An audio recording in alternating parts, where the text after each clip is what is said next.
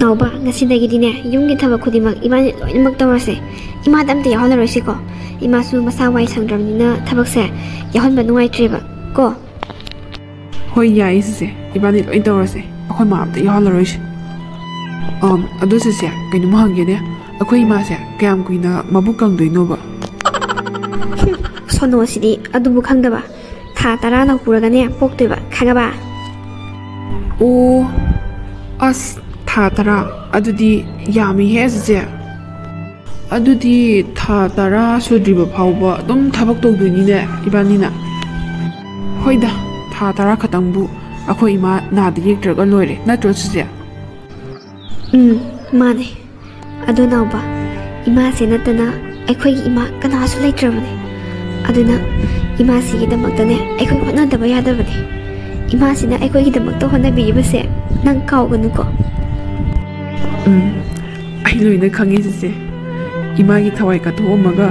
ai thawai kalam gi khaliba ima sibu ima nati haiba yabra ni se ai khangi ai ima thaba se ai yam nungshi nauba layoi khraba akhoi gi ima do aduna sayon tawduna lakba soidina oigani minung sidana pek thalaba ima ase mapum kaidasu thirabasu phangaroye se imana kathokliba sumaina ainasu imagi damakta kathoklage khale imana nungairoidaba imana pamloidaba thabak amata ai tawaroi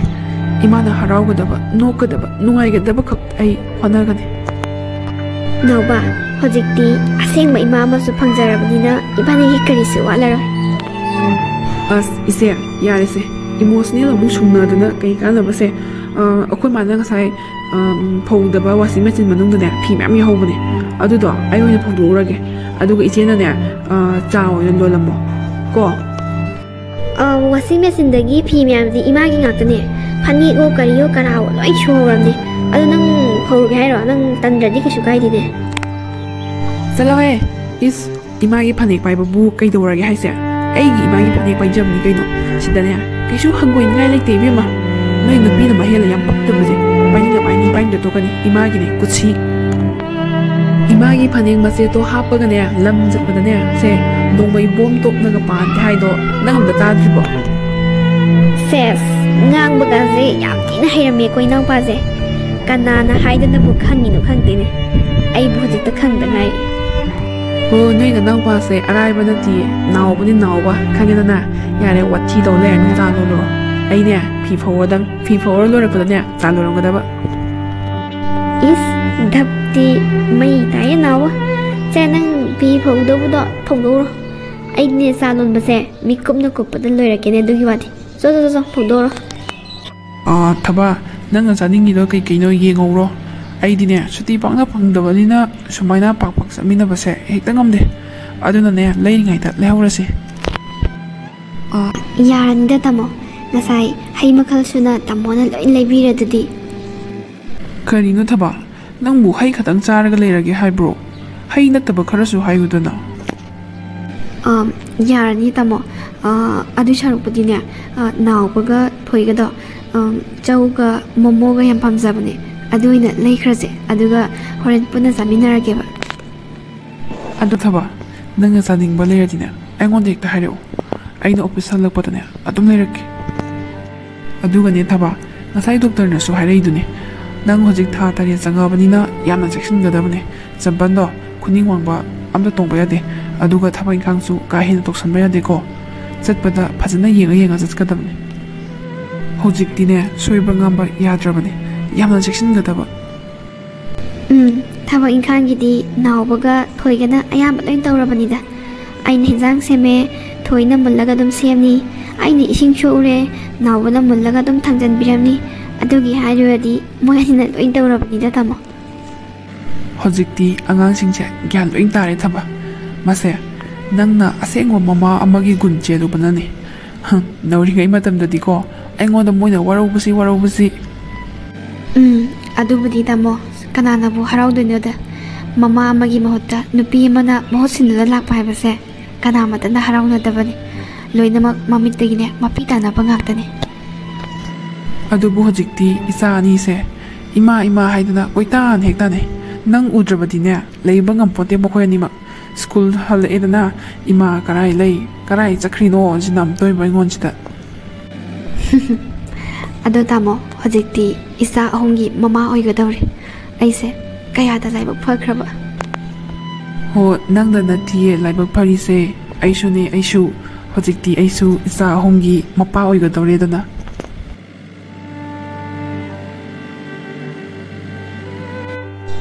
tamo aigi khuse chandare ado tamo no ren sangakpada asigi bag se amda paibiroba e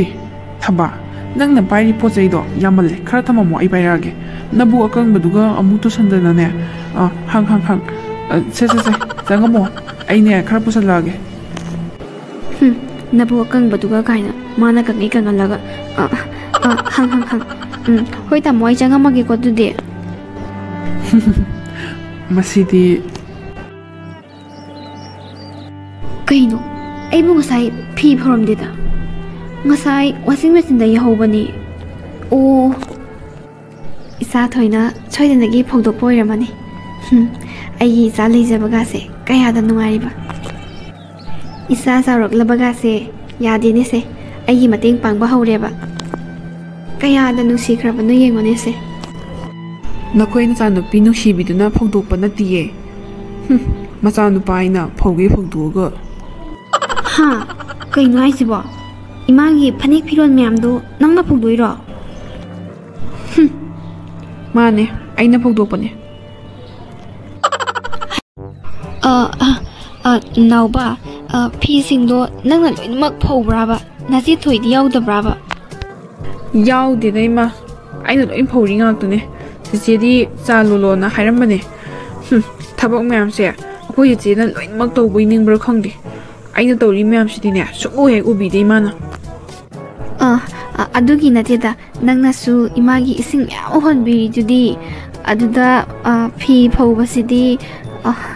Imagi Posayam Yawidana, Aduda Nazina Po winning Mure, Aduginida, Sound, Zadi, Maramopani. Ado hayeng kaitine tisi oin pholo ko nangna phobado mina uragane nuaiteba imagi phi phobabu mina uraga nungairoi haisibu kaino kai gi sida kari akaiba yawgeba aibu migi phi pairubrane imagi paibabu kaidoge mamagi phi ron masana paibadabu kari akaiba leige as yarise khoije ne chalo lobani thaurislo babungdi hoida Mamagi Piron Masana by Boo Kaidawege. Anoi Babung Susangani, Gari the Guinea, Posay Loko Ribane, Lala, Sangamasla. Toy, Nangine, Sa Destiny, Kerhele. Haying Destiny says, San Kerkahanto go. Nungsa Agasabane, Giniam Sabase Patine. Babung, Ginny Tomadi, Krahauba Malidana, a Dina Krahenzen Gredugine, Hayang Gadi Karkahantara Hapage. Adugane laiba mande sidagi nang school ka ba horadabani ipana office padane hek thilamge adugidi ipana ne nangbu tg da tabalibase ategi nateda school du su phai aduga ipagi office ki lamben su oidna aduna nang lokthok loksin tawbu su khudong sarani na tawbani ipana laiba mande se sidagi ka ba horo mi atei di loin ka ba hona khrabani ne Ya abdiya babung aduda ai thandoi basida ni babung changbudu yam talle bai thandoi basida lili su atope school da tamena hai mamana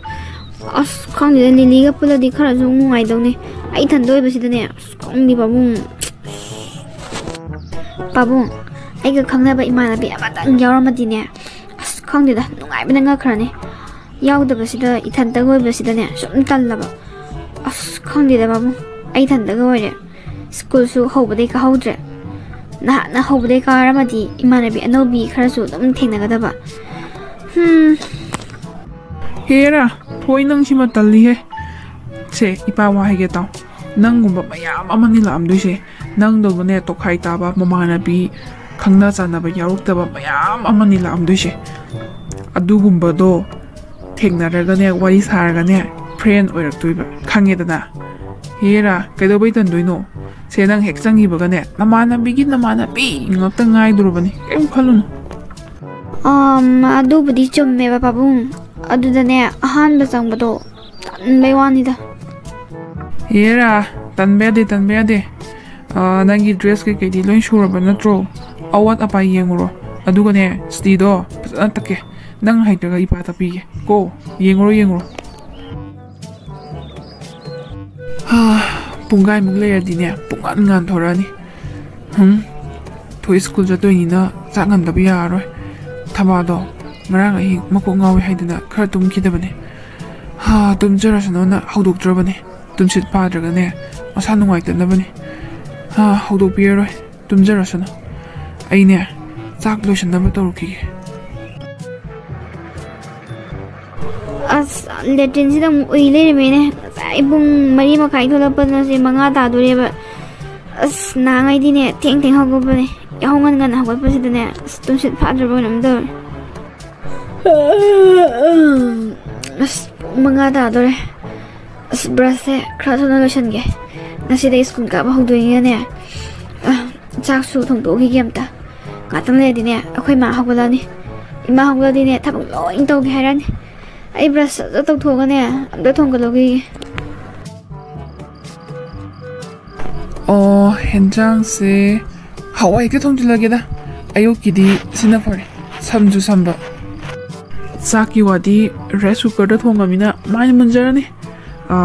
ꯍꯦꯟꯖꯥꯡ ꯊꯥꯎ ꯁꯣꯛ ꯇꯧꯅꯕ ꯅꯄꯥꯛꯄꯤ ꯑꯃꯅꯤꯗꯤ ꯍꯦꯛꯈꯤꯒꯦ ꯈꯪꯍꯧꯗꯦꯅꯦꯁꯦ ꯄꯨꯡꯁꯦ ꯖꯔ ꯍꯦꯛꯇ ꯆꯠꯈꯤꯑꯕ ꯆꯐꯨ ꯃꯍꯤ ꯍꯥꯟꯅꯒ ꯊꯥꯡꯒꯠꯂꯨꯔꯒꯦ ꯑꯗꯨꯒꯅꯦ ꯃꯍꯤ ꯁꯥꯕ ꯉꯥꯏꯕ ꯑꯣꯏꯅ ꯑꯩꯒꯤ ꯐ꯭ꯔꯤꯖꯁꯤꯡꯗꯣ ꯑꯥꯏꯔꯟ ꯇꯧꯊꯣꯛꯎꯒꯦ ꯑꯣꯏꯃ ꯀꯅꯥꯅꯣ ꯍꯦꯔꯥ ꯃꯁꯤꯗꯤ ꯈꯪꯉꯤꯅꯦꯍꯦ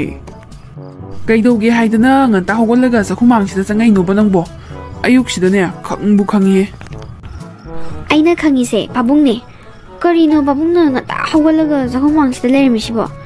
ꯏꯁ ꯃꯤꯍꯨꯟꯒꯥꯁꯦ ꯌꯧꯏꯍꯦ ꯃꯩꯒ ꯃꯝꯕꯅꯦ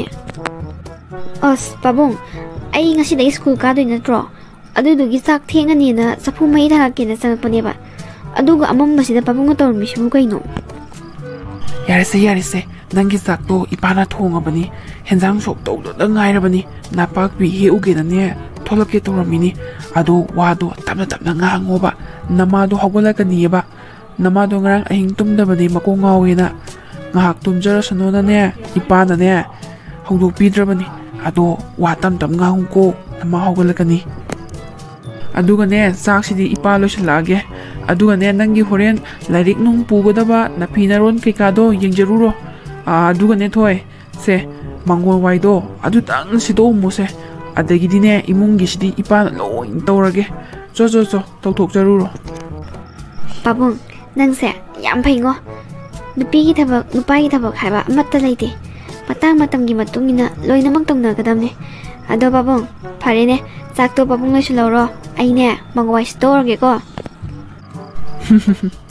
ꯐꯕꯅꯦ ꯏꯄꯥꯁꯦ ꯌꯥꯝ ꯐꯈ꯭ꯔꯖꯥꯠꯅꯤ ꯃꯤꯅꯕꯨ ꯍꯦꯛ ꯌꯦꯡꯕꯗ ꯑꯙꯥ ꯃꯣꯔꯥ ꯃꯥꯟꯕꯩ ꯋꯥꯅꯤ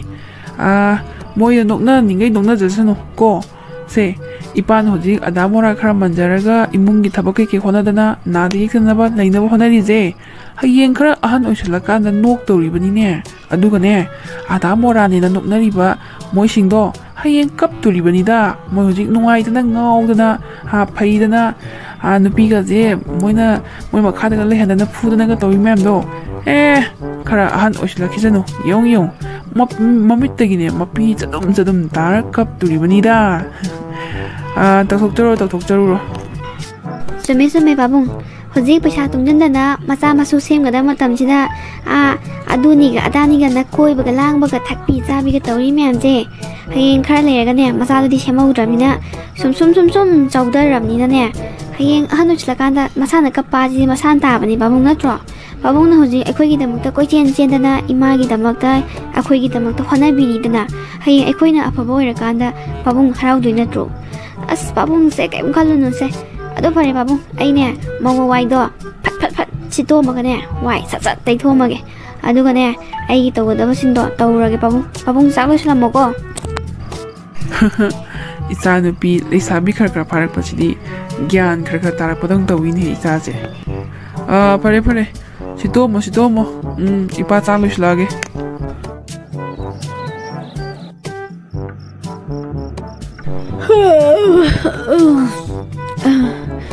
ꯑꯁ ꯄꯨꯡꯁꯤꯅ ꯀꯌꯥ ꯇꯥꯈ꯭ꯔꯖꯥꯠꯅꯣ ꯀꯩꯅꯣ ꯉꯁꯥꯏꯗꯒꯤ ꯑꯦꯂꯥꯔꯝ ꯁꯨꯡꯈꯣꯡ ꯈꯣꯡꯉꯛꯇ꯭ꯔꯤꯁꯤꯕꯣ ꯌꯥꯗ꯭ꯔꯖꯥꯠꯂꯣ ꯀꯩꯅꯣꯅꯦ ꯄꯨꯡꯁꯤꯕꯣ 9:30 ꯇꯥ ꯂꯩꯔꯤꯕꯁꯤꯕꯨ ꯀꯩꯅꯣ ꯑꯁ ꯂꯣꯏꯔꯦꯗꯅ ꯉꯁꯤ ꯀꯩꯅꯣ ꯏꯆꯥ ꯊꯣꯏ ꯉꯁꯤꯗꯒꯤ ꯁ꯭ꯀꯨꯜ ꯀꯥꯕ ꯍꯧꯅꯤ ꯍꯥꯏꯔꯒ ꯑꯩꯅ ꯌꯥꯍꯧ ꯑꯁꯨꯛ ꯊꯦꯡꯉꯝꯃꯤꯁꯤꯕꯨ ꯀꯃꯥꯏꯅ ꯇꯧꯔꯤꯅꯣ ꯑꯁ ꯆꯥꯛ ꯏꯁꯤꯡꯅ ꯀꯅꯥꯅ ꯍꯣꯠꯅꯈ꯭ꯔꯕ ꯊꯣꯏꯗꯤ ꯄꯨꯡ 9:30 ꯆꯠꯀꯗꯕꯅꯦ ꯀꯃꯥꯏꯅ ꯇꯧꯔꯝꯃꯅꯤ ꯁꯤꯗꯤ ꯑꯁ ꯀꯃꯥꯏꯅ ꯇꯧꯔꯝꯃꯅꯤ ꯁꯤꯗꯤ ꯑꯩ ꯊꯨꯅ ꯌꯦꯡꯉꯨꯈꯤꯒꯦꯗ ꯑꯉꯥꯡꯗꯨꯕꯨ ꯁ꯭ꯀꯨꯜ ꯆꯠꯈ꯭ꯔꯕꯖꯥꯠꯂꯣ ꯆꯠꯇ꯭ꯔꯤꯕꯖꯥꯠꯂꯣ ꯑꯁ ꯀꯃꯥꯏꯅ ꯇꯧꯔꯝꯅꯤ ꯊꯣꯏ ꯑꯁ ꯀꯥꯏ ꯆꯠꯅꯈ꯭ꯔꯖꯥꯠꯅꯣ ꯑꯝꯇ ꯎꯗꯦꯃꯤ ꯅꯠꯇ꯭ꯔꯒ ꯁ꯭ꯀꯨꯜ ꯆꯠꯈ꯭ꯔꯖꯥꯠꯂꯣ ꯇꯥꯃꯣꯁꯨ ꯎꯗꯦ ꯊꯣꯏꯁꯨ ꯎꯗꯦ ꯅꯥꯎꯕꯁꯨ ꯂꯩꯇꯦ ꯀꯔꯤꯅꯣ ꯇꯧꯔꯤꯁꯤꯕꯣ ꯑꯁ ꯑꯩ ꯇꯨꯝꯃꯤꯉꯩꯗꯅꯦ ꯑꯩꯁꯦ ꯄꯨꯔꯥ ꯁꯟꯅ ꯄꯨꯝꯃꯤꯅꯤꯀꯣ ꯑꯩꯁꯦ ꯀꯩꯗꯧꯕꯅꯣ ꯈꯪꯗꯦꯗ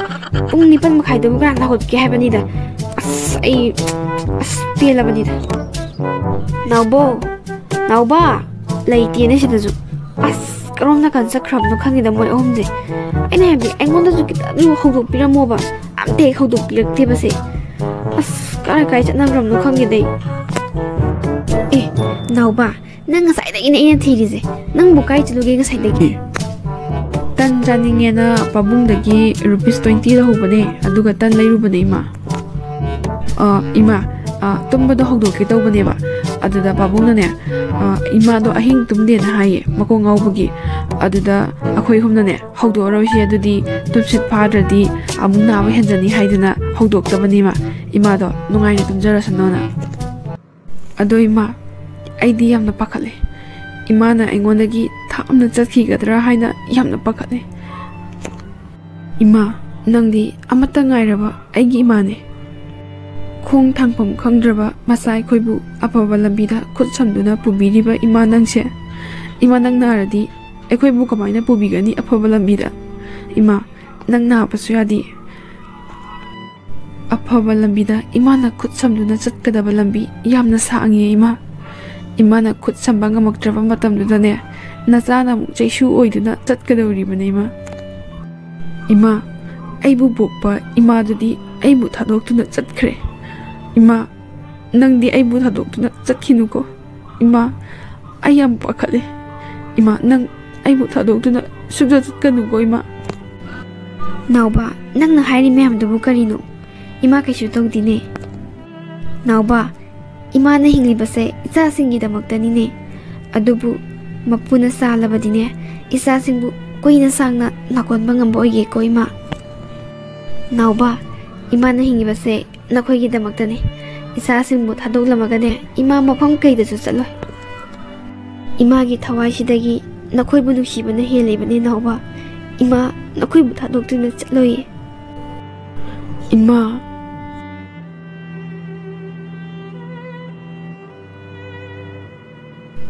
ꯑꯗꯣ 이마 ꯄꯥꯕꯨꯡꯗꯤ ꯆꯦꯆꯦ ꯁ꯭ꯀꯨꯜꯗ ꯊꯤꯟꯕ ꯆꯠꯈꯤꯀꯣ ꯄꯥꯕꯨꯡꯒ ꯆꯦꯆꯦꯒ ꯆꯥꯛ ꯆꯥꯈ꯭ꯔꯦ ꯑꯩꯗꯤ 이마 ꯍꯧꯒꯠꯂꯒ ꯆꯥꯔꯒꯦꯅ ꯆꯥꯗ꯭ꯔꯤ ꯑꯗꯣ ꯄꯥꯕꯨꯡꯗꯣ ऑफिसकी ड्रेस अम्ता लोइसनगिदे सिदा लागा लोइसननी हारमबने अमु जेजे थिनबा हलागा अस तामोगी ममंगदा ओथों नै गाइजरे दाइदे फरे फरे पाबुंग होय साखरदि अदो नावबा नंग लाइगा तंग पाथोमो इमा इरुजरुखिगे अदुगने साक तुपना मुसारसे को इमागा पाबुंग सुम तंजलिएदा अस हयेंगदगी ओइना चलसिरा खंगदिदा पाबुंग हाय थोय तानिंगदिको वाथि ngangu ꯑꯗꯨꯃꯥꯏꯅ ꯁꯨꯝ ꯇꯧꯔꯗꯤ ꯀꯃꯥꯏ ꯃꯤ ꯑꯣꯏꯒꯦ ꯍꯥꯏꯕꯅꯣ ꯀꯔꯤꯅꯣꯅꯦ ꯃꯤ ꯈꯨꯗꯤꯡꯃꯛ ꯂꯣꯏ ꯊꯦꯡꯅꯒꯦꯅ ꯂꯩꯒꯗꯕꯅꯦ ꯑꯗꯨꯒꯅꯦ ꯃꯤ ꯑꯣꯏꯒꯗꯕ ꯈꯪꯉꯕ ꯁꯦ ꯂꯩꯔꯝꯕ ꯅꯃꯥꯟꯅꯕꯤꯁꯤꯡꯗꯣ ꯄꯪꯀꯧꯗ ꯀꯧꯁꯜꯂꯣ ꯈꯪꯉꯦꯗꯅ ꯑꯗꯨꯒ ꯍꯌꯦꯡꯗꯤꯅꯦ ꯅꯪꯒꯤ ꯃꯔꯨꯞ ꯑꯗꯨꯝ ꯑꯣꯏꯔꯗꯕꯅꯤ ꯑꯗꯨ ꯑꯣꯏꯔꯁꯨ ꯄꯥꯕꯨꯡ ꯍꯩꯅꯗꯧ ꯃꯥꯟꯗꯦꯃꯤ ꯑꯩ ꯊꯟꯗꯒ ꯑꯣꯏꯔꯦ ꯏꯃꯥꯟꯅꯕꯤ ꯑꯃ ꯌꯥꯎꯔꯗꯤ ꯃꯤ ꯂꯣꯏ ꯇꯤꯟꯅꯕꯤꯒꯦ ꯑꯩ ꯊꯟꯗ ꯑꯣꯏꯕꯁꯤꯗ ꯌꯥꯝ ꯍꯩꯅꯗ꯭ꯔꯦ ꯍꯥꯏꯕ ꯇꯜꯂꯦ ꯄꯥꯕꯨꯡ thôi karan nganganu se school yoksule nang su kumawro ipa manum buk thilaroige se ipa wa hige taw nang se nupi ni ipa gi isa nupi ko nang na du mane kiti ki room tawdi ne mina sum laksarak pataba ni ko mingon ne akibu utpe yade ngamnanaba chatkadam nangindamaktane ipa lepi ko kaimta kigano se lehognaba tawro Hoi de he aisu thoini gaino pabung hende henjalaga ne hekta changing na thoke adudane pabung yamna hainadaba amaga loinana hainadaba mihun ama yam kanna chongi maingonda sidang phakradine khara phagadane se yore thoi nangna pangkanda khanjalli adunani ko se ipai wa haige leiram singdo namanabini khalagane pangkauda koksalo adugane nongalapda nangin marup adum oiradabani fare chango ipasune office amuk thien karni chalage ko irian jana chango ko mi gadi khanaro nuko thoi ipa chaloki ge ko chango hoi pabung adu desu sangkrage ado pabung horen lo lakpa kauni ko ngata lau ko ai ngai ba talle ba koina adu desu sangage ko karigi kaudino kauroi chango fazadawrine side ahoi class tuna karom na kani changaga karom na kana phamdoino su khangde kanada hangdoino ibo as tangre da kon thok nai de o ada nupa amni sange he aside ekta hangage da adu kaino nupa sibu phanika selisibu kaigino sibo kaino ni ahoi pabungna haibadadi TZ school se nupi ngata tamena hai adu kaino nupa hoina pani selaga laisi kaigino sibo jaja ni ko class thengjalak pane hekta hangage da mangonda amta ngai khoba kainum ta hangjage iyamba haidoira inaupa haidoira khangdre ko aise ngaside school ka jarak pane science ki classroom je class 11 gi karom na kanda chatlaga leige ba aidi ngasida lakpani na khangdaba nangi classroom do ngai khonemta aisibu inaupa ra iyambara kaidana nangi do engonda usitabam di yawa maline nangai se kaini khalino haima nupi ne aidi masantian basida nupara na tawraga aso pihe sawi be ko aidi samtian basida aidi nupa malureba aduda sum haizaki bane sawbinu ko ai khangdana tawjabane ba namin ithak adana aisibu ado aidi ngasidang lakpanina kaimta khangdreba ado classroom do khangadem ta haibiuba pungsu taslaktore class haude tawramaneba nang saubidram ni ko atai nupi madiba asayane masam khoidladabane ado aisune nang zamane ngasidagi school ka ba haurine ado nang science ne haba natro adu gidi manare ibani sanga ne heka theories lo saube ade ko ai aseng bagi khangdabagi neba hoi lo ibani sangminara se dudi kaino class se mi am to lemdri sibo onara zalo ona bagi wadi ona deda asida thelisidi class 11 science na hoi adu budi thetba aduda mi am to lemdabsida ado ngasai degi ibani phaminai se ming khangnadri nang ming kai koge ai gidi thoi kowe ai gi ming ton kowe ai moyang dagi ne ado kwa kai thelda khoi ima bok am leba moida leiraga ne school ka ba hobani da noi gidi kai no ai sibo kwa kai theldagi ai su kwa kai theldagi ne adodi noi ge khoi ga naknaramani ye adodi nong phado adum lathok laksin tawrasu dum yaba jani ne ado ngasidagi ne ibani friend oiraseba aigi khangna chanaba kanam laiteba imanabi atei geido atope school da loin tamnakreba ai khatane TG da tamai je as adugi wadi nang khatana teda ai sune akhoi imanabi myam do masam loin tialeba khoi babung ne moi ge punda na khona bada ne ai se sida tamani moi tei di ne group oin tamgre school amada ai khatane TG da tamai je khoi babung ne khaiduk na ba khona bada ne as thawai am nuai ta jane imanabi amta yaudabagi hoi dinarase ngasidagi bani friend oirase ado ton nang ngasai gi do saunu ko ai do sai nang do hek ubo matam do ne nga inimi nupa ama phanek setlaga laise kaigino kai ado nang sam ten bagini ba saunu ko do saude he ngasagi ai wa khwang da ai sem saw ma lira ba ado ai se ngasagi ni ngang ni ngang wai khangdam ne ba ko dong dong hekta nupai type ta ngang thok pa ne ba ado pukta di ke mai ta bai ta ado noi saunu ko do ai masagi ne ba hojik pudi saude da nangi magun khangabani na saubidre da hojik te friend jo era bina ado ton ibani su friend oira bani na nangi number su piro ai su piro ke ai di khoi pabungi number ne ado horen whatsapp ne message hana jeba hoi piro ke ai su nangi number hange tarami ne number laina radi hayeng aina laktakanda nanga nos tharak pai dina nanga laktakanda aina mu nos tharak pai dina yai as ngasai ni khangbrai be ma school je sangba kyam tali khangbra imanabi ka angte yawra moi khangna ba amata leira moi ne khan bana school ga sangning ponte da ado nang thing nei se yam phare go ai su nei be ma nang ga sa ma ne ibani se laina thingno ga ya thingna le ba ja ni aseng ba oiram do male line thingna han ba thoi nang number mo ra ga ni ko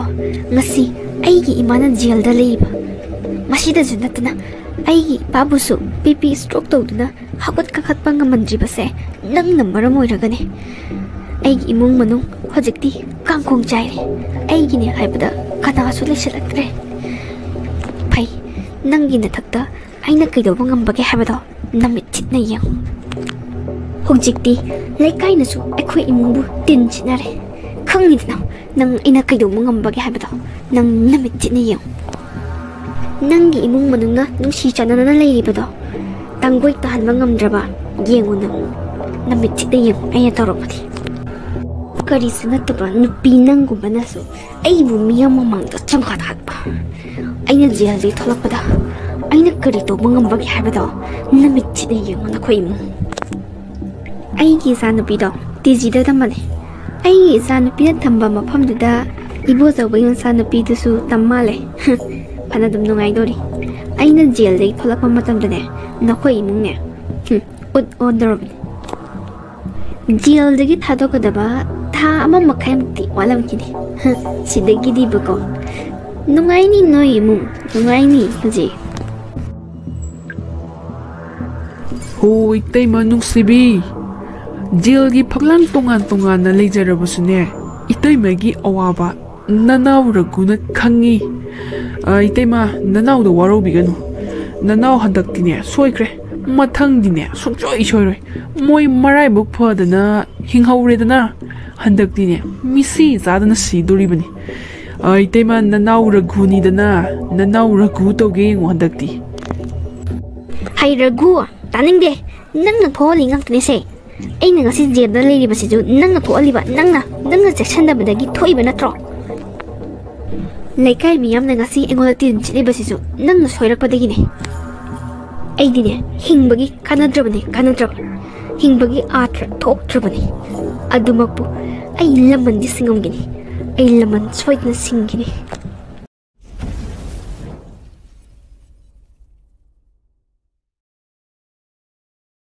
ado mayam wari se hodingai da like ka subscribe ka kit amda nambiu ba please say amda nambiu ba thank you adadi wari horse ka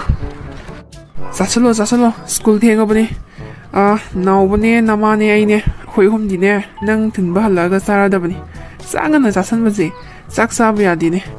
singju je khara haba khoro as babung yare hapano nang ge singju je kobi ni na yamang chi ro hande ku chau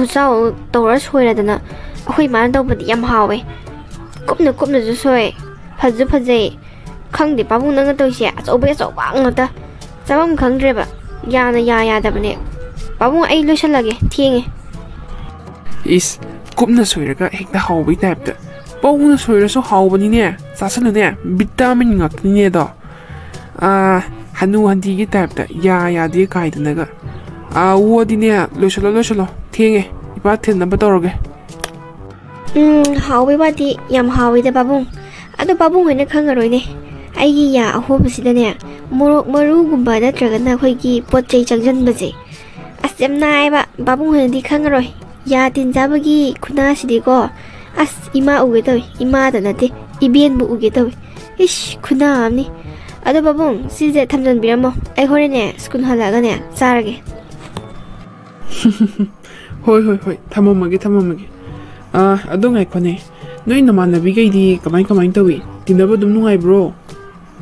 ꯉꯔꯥꯡꯗꯤ ꯅꯪꯕꯨ ꯅꯃꯥꯟꯅꯕꯤ ꯈꯪꯅꯕ ꯑꯝꯇ ꯌꯥꯎꯗꯦꯅ ꯌꯥꯝꯅ ꯅꯨꯡꯉꯥꯏꯇꯅ ꯆꯪꯒꯤꯗꯥꯏꯅꯦ ꯁ꯭ꯀꯨꯜꯗ ꯀꯃꯥꯏ ꯇꯧꯔꯕ ꯅꯃꯥꯟꯅꯕꯤ ꯀꯌꯥ ꯇꯤꯟꯅꯔꯕ 바봉디 강함기로이네 아스 아이니 나랑 스쿨 ꯆꯠꯂꯨꯕꯩ warido 이마다 tammeꯕꯀꯣ 아스 녹ꯄꯗ 아스 ꯄꯨꯛꯂꯤꯒꯁꯦ ꯄꯥꯏꯕꯤꯅꯤ ꯈꯪꯉꯕ ꯄꯥꯕꯨꯡ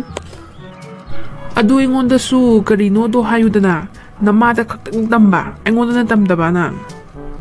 ꯑꯁ ꯑꯗꯨꯒꯤ ꯅꯠꯇꯦꯗ ꯄꯥꯕꯨꯡꯗꯤ ꯑꯣꯐꯤꯁ ꯆꯠꯂꯤꯗꯅ ꯊꯦꯡꯅꯁꯨ ꯍꯜꯂꯛꯏꯗꯅ ꯑꯗꯨꯗ ꯇꯥꯍꯧꯗꯕꯩ ꯋꯥꯅꯤꯗ 하이기세 나랑네 스쿨 짱기부도 아다이세 카롬나 칸 짱누노세 캉드레보고 클래스 11기세 아다네 누파 사비 임라해봐 마삼도 떼는 까가 아다 아이 와칸데 칼리세 까이노 누파 마 파니 셀라가 짱아이지부 까리노네 누피가 그딴 스쿨 시다나 칼레보고 아두가네 tausu tawudoine bababung aine changjallagane khairumta hangeba iyamba haidoira inangpa haidoira tawure adudagine sagula inemi iyamba inangpa kai hairubada mangonda karimna boina malaba janebako as chopini babung tawni nang tawneba namito yam thaini nang phajana munna yengaga hangba yadro nangbo as kaidi wananta babung masam khukaglaka ꯆꯠꯂꯤꯕ ꯈꯨꯠꯆꯠ ꯂꯥꯛꯆꯠꯇꯨꯗꯕꯨ ꯀꯅꯥ ꯅꯨꯄꯤꯅꯦ ꯍꯥꯏꯗꯣꯏꯅꯣ ꯈꯣꯟꯖꯦꯜꯗꯨꯗ ꯈꯪꯕꯩ ꯋꯥꯅꯤ ꯄꯥꯕꯨꯡ ꯑꯗꯨꯒꯅꯦ ꯃꯥꯁꯦ ꯁꯥꯎꯒꯠꯂꯦꯕꯀꯣ ꯎꯁꯤꯠꯇ꯭ꯔꯤꯔꯥ ꯈꯣꯠꯇ꯭ꯔꯤꯔꯥꯅ ꯑꯗ ꯑꯩꯁꯦ ꯍꯥꯏꯔꯦ ꯁꯣꯏꯈꯤꯕꯅꯦ ꯑꯩ ꯇꯁꯦꯡꯅ ꯈꯪꯗꯕꯅꯦ ꯍꯥꯏꯕꯗꯤ ꯃꯥꯁꯦ ꯁꯥꯎꯕ ꯐꯔꯦ ꯑꯗꯨꯒꯅꯦ ꯈ꯭ꯋꯥꯏ ꯂꯥꯏꯕꯛ ꯐꯕ ꯑꯃꯅꯅꯦ ꯃꯥꯁꯨ ꯁꯥꯏꯟꯁ ꯑꯩꯁꯨ ꯁꯥꯏꯟꯁ ꯑꯗꯨꯒ ꯆꯪꯃꯤꯟꯅꯔꯦ ꯀ꯭ꯂꯥꯁꯇꯣ ꯄꯨꯟꯅ ꯃꯥꯁꯨ ꯑꯍꯥꯟꯕ ꯑꯣꯏꯕ ꯑꯗꯨꯒ ꯇꯤꯟꯅꯔꯦ ꯄꯥꯕꯨꯡ ꯃꯕꯨꯛꯀ ꯊꯤꯅ ꯐꯖꯥꯅꯤꯉꯣ ꯑꯗꯨꯒꯅꯦ ꯐꯣꯟ ꯅꯝꯕꯔꯁꯨ ꯂꯧꯅꯔꯦ ꯑꯗꯨꯒ ꯃꯥꯁꯨ ꯀ꯭ꯋꯥꯀꯩꯊꯦꯜꯗ ꯂꯩꯕ ꯑꯣꯏ ꯂꯩꯔꯝꯃꯦ ꯃꯣꯏ ꯃꯃꯥꯕꯣꯛ ꯍꯣꯏꯒꯤ ꯃꯌꯨꯝꯗ ꯌꯥꯝ ꯊꯤꯅ ꯅꯛꯅ ꯂꯩꯔꯝꯃꯦ ꯑꯩꯈꯣꯏꯒꯁꯨ 마수 아이동나 똑하이다 하이다래 머마나비 ꯃꯌꯥꯝ ꯂꯩ ꯃꯥꯅꯦꯕ ꯃꯥꯒꯤ ꯃꯁꯝ ꯇꯦꯟꯕꯤ ꯀꯥꯡꯕꯨ ꯑꯃ ꯑꯗꯣ ꯃꯣꯏ ꯒ꯭ꯔꯨꯞ ꯑꯣꯏꯅ ꯇꯝꯕꯗꯨꯗ ꯃꯣꯏ ꯃꯄꯥꯅꯅꯦ ꯃꯣꯏꯒ ꯇꯤꯟꯅꯍꯟꯅꯤꯡꯗꯕꯒꯤ ꯇꯣꯈꯥꯏꯅ ꯇꯥꯍꯜꯂꯛꯄ ꯁꯣꯝ ꯅꯥꯀꯟꯗ ꯇꯤꯖꯤꯗ ꯑꯗꯨꯃꯥꯏꯅ ꯇꯧꯔꯒ ꯑꯩꯒ ꯄꯨꯜꯂꯦ ꯑꯩꯁꯨ ꯐꯔꯛ ꯇꯥꯕ ꯃꯥꯁꯨ ꯐꯔꯛ ꯇꯥꯕ ꯄꯨꯟꯅꯔꯤꯁꯦ ꯑꯇꯩꯗꯤ ꯒ꯭ꯔꯨꯞ ꯉꯥꯛꯇꯅꯤꯗ ꯄꯥꯕꯨꯡ 이반이 같네 파락 따라미제 라인나 뿡바 세미버도 가래 ꯑꯗꯨꯅꯤ 이반 하이바 좀드라 세 난 같은 같이바 똑하이 따람도이세 ꯃꯌꯥꯝ ꯑꯃ ꯂꯩꯔꯤꯕꯅꯦꯕ 똑하이 따바고 ꯑꯗꯨꯅ ꯄꯪꯀꯧꯗ ꯀꯧꯁꯜꯂꯨ ꯄꯪꯇꯤꯟꯗ ꯇꯤꯟꯅꯁꯜꯂꯨ ꯅꯣꯡꯉꯥꯜꯂꯛꯄꯗꯅꯦ ꯁꯦ ꯐ꯭ꯔꯦꯟ ꯑꯗꯨꯝ ꯑꯣꯏꯔꯗꯕꯅꯤ ꯀꯣ ꯑꯗꯨ ꯌꯥꯔꯦ ꯋꯥ ꯉꯥꯡꯉꯤꯉꯩꯗꯅꯦ ꯄꯨꯡ ꯌꯧꯔꯦ ꯂꯥꯎ ꯊꯦꯡꯉꯦ ꯕꯥꯏ ꯅꯪ ꯀꯅꯥ ꯂꯥꯛꯄ ꯉꯥꯏꯔꯤꯅꯣ ꯁꯤꯗ ꯉꯁꯥꯏꯗꯒꯤꯅꯦ ꯍꯥꯏꯕ ꯅꯪ ꯁꯤꯗ ꯐꯝꯃꯤꯁꯦ ꯆꯪꯉꯁꯤꯕ ꯀ꯭ꯂꯥꯁꯔꯨꯝꯗ ꯇꯟꯗ꯭ꯔꯣ ꯁꯤꯗ ꯐꯝꯃꯤꯁꯦ ꯃꯤ ꯑꯃ ꯂꯩꯌꯦ ꯁꯛ ꯌꯥꯝ ꯅꯨꯡꯁꯤꯗꯕ ꯑꯗꯨ ꯂꯥꯛꯄ꯭ꯔꯥꯅ ꯌꯦꯡꯕꯅꯦ ꯃꯥꯁꯦ ꯑꯩꯒꯤ ꯄꯨꯟꯁꯤꯒꯤꯗꯤꯅꯦ ꯈ꯭ꯋꯥꯏꯗꯒꯤ ꯌꯦꯡꯅꯕ ꯃꯤꯁꯛꯅꯦ ꯍꯧꯖꯤꯛ ꯑꯩꯒꯤ ꯏꯃꯨꯡ ꯃꯅꯨꯡꯅ ꯂꯩꯈꯥ ꯇꯥꯔꯤꯕꯁꯦ ꯃꯥꯒꯤ ꯃꯔꯝꯒꯤꯅꯦ ꯑꯩ ꯃꯥꯕꯨꯗꯤ ꯂꯦꯝꯅ ꯀꯛ ꯊꯥꯔꯣꯏ ꯑꯩꯈꯣꯏ ꯕꯥꯏꯗ ꯀꯅꯥꯅ ꯀꯩꯗꯧꯔꯛꯏꯅꯣꯕ ꯑꯩꯁꯨ ꯃꯇꯦꯡ ꯄꯥꯡꯉꯛꯀꯦꯕ ꯑꯩꯁꯨ ꯂꯩꯁꯤꯗꯤ ꯇꯧꯁꯦ ꯏꯕꯥꯅꯤ ꯍꯦꯛꯇ ꯃꯥꯟꯅꯔꯒꯅꯦ ꯅꯩꯊꯠꯁꯦ ꯀꯅꯥꯅꯣ ꯍꯥꯏꯔꯛꯎꯅꯦ ꯃꯥ ꯁ꯭ꯀꯨꯜꯁꯤꯗ ꯇꯝꯕꯅꯦ ꯃꯥ ꯂꯥꯛꯄꯒ ꯑꯩ ꯃꯁꯛ ꯇꯥꯛꯀꯦ ꯂꯥꯛꯄꯒꯅꯦ ꯃꯁꯛꯇꯣ ꯑꯩꯉꯣꯟꯗ ꯍꯥꯏꯔꯛꯑꯣ 이만이 쌍다나네 또ꯠꯂꯒ ꯂꯣꯏꯔꯦ ꯀꯩꯅꯣ ꯇꯣꯠꯄꯗ ꯅꯠꯇꯦ ꯃꯍꯥꯛꯀꯤ ꯏꯃꯨꯡꯕꯨꯁꯨ ꯇꯪꯒꯣꯏ ꯇꯥꯅ ꯃꯥꯡꯍꯟꯒꯗꯧꯔꯤꯕꯅꯤ ꯚꯥꯏ ꯑꯩꯗꯤꯅꯦ ꯃꯣꯏ ꯏꯃꯨꯡ ꯇꯪꯒꯣꯏ ꯇꯥꯅ ꯃꯥꯡꯍꯟꯕꯗꯣ ꯑꯗꯨꯗꯤ ꯌꯥꯎꯔꯣꯏꯒꯦ ꯇꯣꯠꯄꯗꯤ ꯌꯥꯎꯒꯦ ꯁ꯭ꯀꯨꯜꯁꯤꯗꯅꯦ ꯈꯔ ꯇꯣꯠꯄꯗꯣ ꯑꯗꯨꯗꯤ ꯑꯩꯒꯤ ꯍꯩꯅꯕꯤꯅꯤ ꯀꯩꯅꯣ ꯑꯩ ꯇꯧꯒꯦ ꯑꯗꯨꯃꯗꯤ ꯁꯛꯇꯥꯗꯨꯒ ꯄꯥꯁꯨ ꯄꯥꯈꯠꯂꯤ ꯃꯥꯅꯤꯅꯦ ꯃꯈꯣꯏ ꯏꯃꯨꯡ ꯇꯪꯒꯣꯏ ꯇꯥꯅ ꯃꯥꯡꯍꯟꯕ ꯍꯥꯏꯕꯁꯦ ꯁꯤꯗꯤ ꯑꯩꯒꯤ ꯂꯦꯡꯗ꯭ꯔꯕ ꯋꯥꯁꯛꯅꯤ ꯑꯗꯨꯒꯅꯦ ꯅꯪꯉꯣꯟꯗ ꯌꯥꯎꯕꯤꯌꯣꯁꯨ ꯍꯥꯏꯗꯦ ꯀꯅꯥꯝꯇꯗꯒꯤ ꯃꯇꯦꯡꯁꯨ ꯂꯧꯔꯣꯏ ꯄꯥꯈꯠꯄꯩ ꯅꯠꯇꯤꯌꯦ ꯑꯩꯗꯣ ꯍꯩꯔꯣꯏꯗꯕ ꯑꯗꯨꯒꯤꯅꯦ ꯌꯥꯔꯦ ꯁꯤꯗꯅꯦ ꯅꯪꯒꯤ ꯗꯔꯀꯥꯔ ꯀꯩꯝ ꯂꯩꯇꯦ ꯅꯪꯒꯤ ꯂꯩꯐꯝ ꯊꯣꯛꯄ ꯑꯗꯨꯝ ꯂꯩꯌꯨ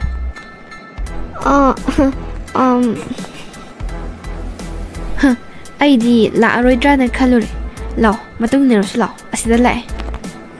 ꯍꯩꯃꯥ ꯑꯥꯗ ꯆꯪꯉꯛꯏꯁꯤꯔꯣ ꯍꯩꯃꯥ ꯑꯁꯤꯗꯤ ꯃꯁꯛꯄꯨ ꯐꯅꯌꯥꯝꯕꯨ ꯐꯖꯔꯤꯅꯦ ꯑꯁꯤꯗꯤ ꯃꯕꯨꯛ ꯀꯌꯥꯝ ꯐꯔꯝꯗꯧ ꯃꯥꯟꯗ꯭ꯔꯣ ꯀꯔꯤꯌꯦꯕ ꯀꯩ ꯍꯥꯏꯕꯅꯣ ꯍꯧꯖꯤꯛꯀꯤꯗꯣ ꯐꯠꯇꯕꯤꯕꯨ ꯃꯥꯜꯂꯦ ꯍꯥꯏꯕ ꯃꯥꯏ ꯃꯁꯛꯁꯦ ꯎꯕꯗ ꯃꯥꯟꯗ꯭ꯔꯣ ꯐꯠꯇꯕꯤ ꯃꯥꯟꯗ꯭ꯔꯣ ꯃꯥꯜꯂꯦ ꯍꯥꯏꯕ ꯅꯪꯁꯦ ꯇꯤꯟꯅꯕ ꯌꯥꯝ ꯅꯨꯡꯉꯥꯏꯗꯧ ꯃꯥꯟꯗꯦꯉꯣ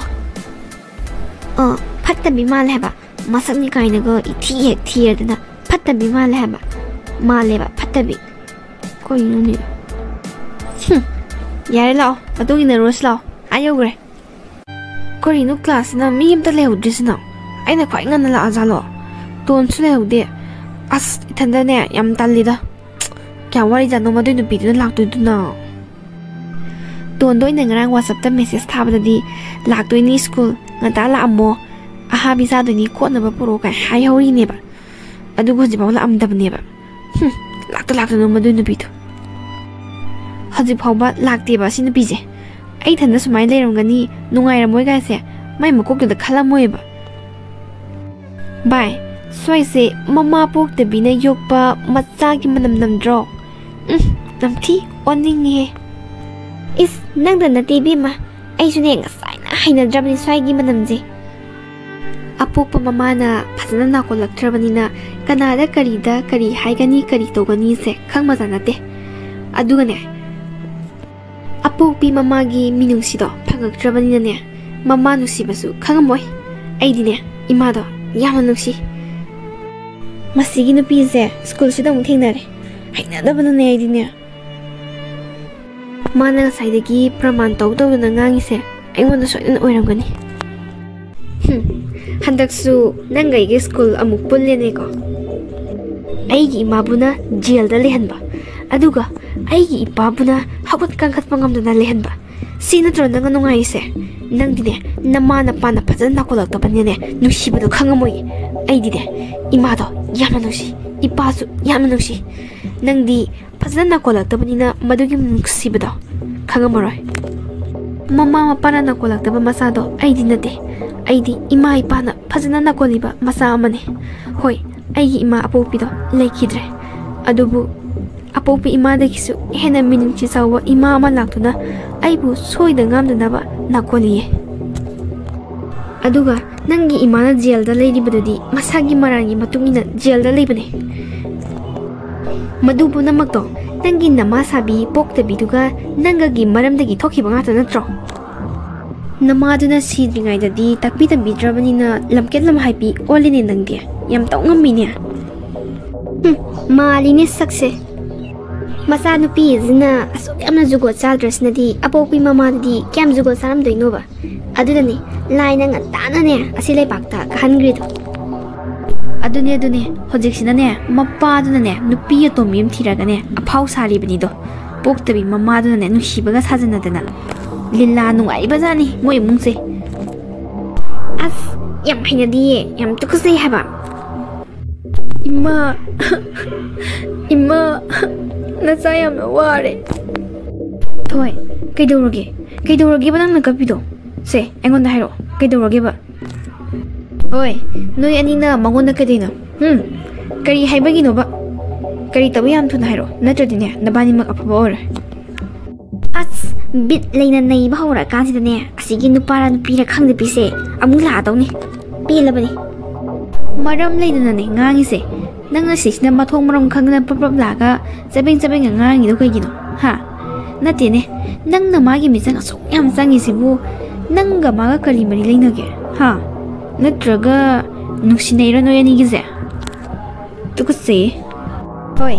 ꯋꯥꯒꯤ ꯋꯥ ꯆꯨꯝ ꯉꯥꯡꯉꯨꯅꯦ ꯅꯌꯨꯝꯗ ꯇꯧꯕ ꯋꯥꯉꯥꯡ ꯁꯉꯥꯡꯗꯣ ꯁ꯭ꯀꯨꯜꯁꯤꯗ ꯇꯧꯔꯛꯀꯅꯣ ꯈꯪꯉꯕ ꯅꯪꯅ ꯉꯥꯡꯊꯣꯛꯏꯕ ꯋꯥꯉꯥꯡ ꯁꯉꯥꯡꯗꯨꯅꯁꯨ ꯇꯥꯛꯆꯔꯦ ꯅꯪꯁꯦ ꯀꯅꯥꯅꯣ ꯍꯥꯏꯕꯁꯦ ꯀꯔꯝꯕ ꯏꯃꯨꯡꯗꯒꯤ ꯍꯧꯔꯛꯄꯅꯣ ꯍꯥꯏꯕꯁꯦ ꯑꯩ ꯆꯞ ꯆꯥꯅ ꯈꯪꯕ ꯉꯝꯃꯤ ꯀꯣ ꯑꯗꯨꯒꯅꯦ ꯅꯨꯡꯁꯤꯅꯒꯦꯔ ꯅꯨꯡꯁꯤꯅꯔꯣꯏꯔ ꯗꯔꯀꯥꯔ ꯇꯥꯗꯦ ꯁꯤꯗ ꯅꯪꯒꯤ ꯅꯇꯧ ꯀꯩ ꯂꯩꯒꯦ ꯑꯗꯨꯗ ꯅꯈꯣꯏ ꯑꯅꯤ ꯍꯧꯖꯤꯛ ꯅꯨꯡꯉꯥꯏꯅꯤ ꯂꯩꯔꯝꯃꯣ ꯑꯩꯅ ꯍꯦꯛ ꯑꯣꯖా ꯇꯥꯛꯄ ꯉꯝꯗ꯭ꯔꯕ ꯌꯦꯡꯉꯨ ꯍꯦ ꯋꯥꯒꯤ ꯋꯥ ꯆꯨꯝ ꯉꯥꯡꯅꯁꯤꯀꯣ ꯑꯣꯖꯥ ꯅꯨꯡꯖꯥꯒꯗꯤꯅꯦ ꯄꯟꯅꯔꯣꯏꯁꯤ